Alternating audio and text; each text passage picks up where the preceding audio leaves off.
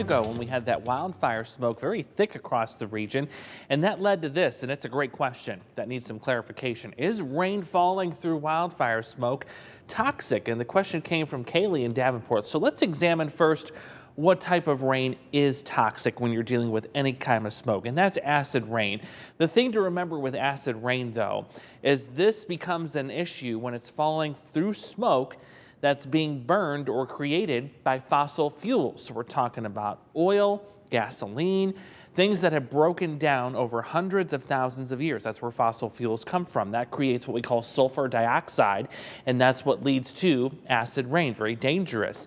What we saw with the wildfire smoke didn't really contain enough sulfur to really be hazardous to our health. What was more hazardous was the fact that you were breathing in the smoke particles. There's been a lot of posts on social media that are saying, you know, the rain that was falling through the wildfire smoke, it was hazardous to our health.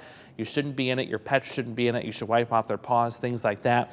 Not really correct, because what you're doing with a wildfire is most oftentimes you're burning things that are still living.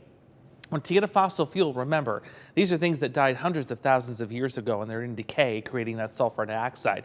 We don't have that with wildfire smoke. The only exception is if you have a lot of homes or buildings that are on fire. That's when the amount of sulfur dioxide would increase, hence a more hazardous rainfall. It's a really